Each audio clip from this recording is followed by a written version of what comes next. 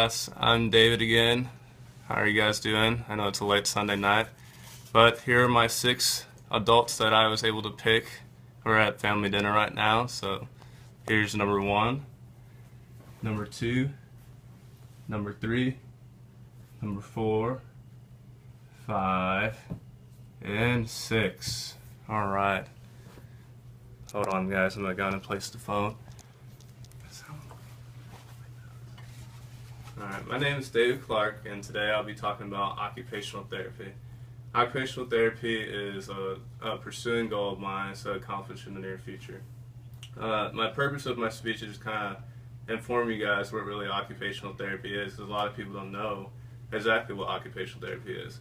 When I tell people I want to be an occupational therapist, they usually ask, oh, is that physical therapy, or oh, what is that? Because I really don't know what it is. To be honest, I didn't know what it was until I was in high school. My grandparents were in occupational therapy. Occupational therapy is a variety of things, honestly. It comes from the perspective of being in a home and be able to do all your daily activities without stress or having to immense your time and being tired and exhausted if you're having injuries or strokes and just all sorts of things that can happen in your lifetime. Just for a scenario, say if your job had to do something with a lot of typing on a computer, if you broke your hand, you would have to go straight to an occupational therapist. An occupational therapist really helps you on the things that you do day to day, your day tasks. It can be at work, it can be at home, it can be everywhere. While physical therapy is more exercising side of working, it's more for tense muscles and actually kind of getting back to active sports and stuff like that. Occupational therapy is more for daily living activities you do every day. Dressing, combing your hair, brushing your teeth, and sitting at desk correctly.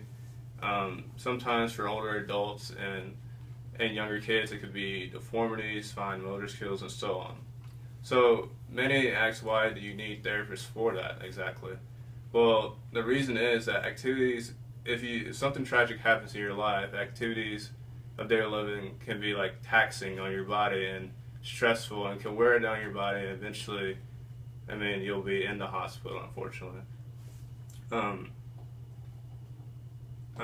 It could be after a person had a stroke.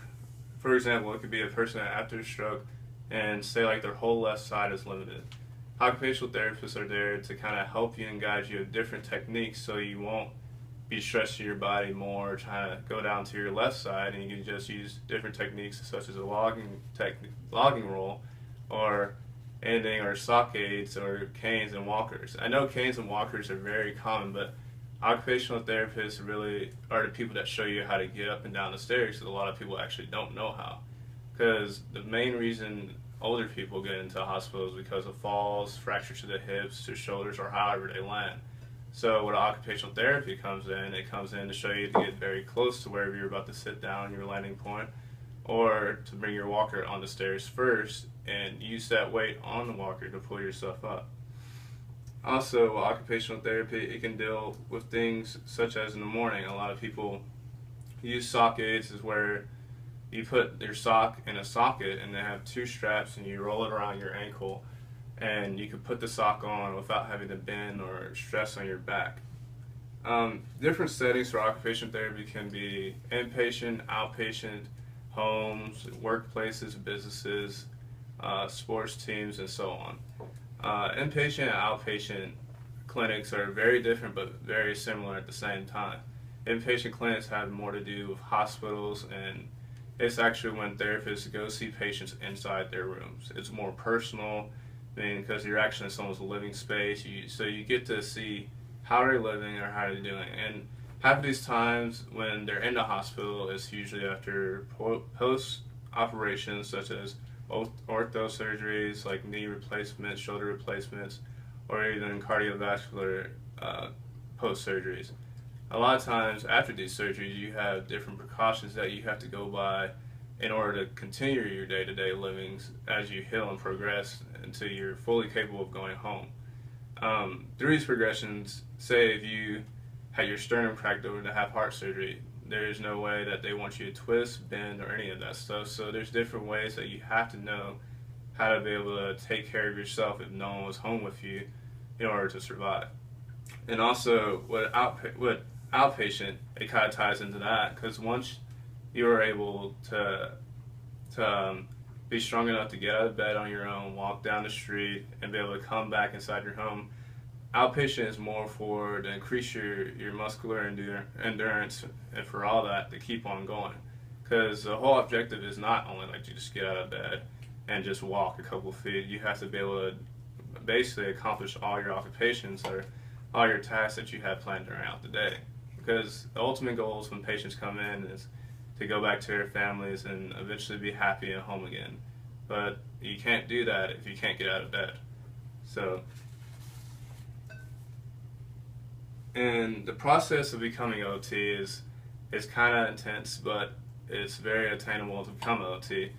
Applying for occupational therapy, you must apply to an accredited master's program of occupational therapy. It takes approximately about 2 to 3 years to complete. Depends if you go on the fast track or not. And also, you have to have a GPA of 3.0 or better, and half the time, the people that are accepted usually have an average of a GPA of 3.3 or 3.4.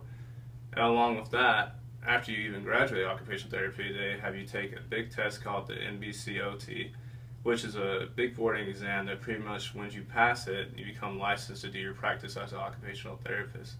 So it might all seem kind of complicated, and I'm like going through all this stuff just to become an occupational therapist, but the main thing that I love about occupational therapy is they're there to help people. They really don't show you how much they know and how much knowledge they've learned, but they really show that they care for you more than they know.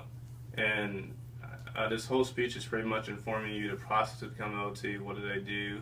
What are their settings and different things they do for people? But it's really wanting to spark an interest in other people's lives and kind of spread what occupational therapists do as a whole in general. And that concludes my first informative speech. Have a great night, and thanks everyone who's watching on YouTube. Bye. Good job. Good. Very good.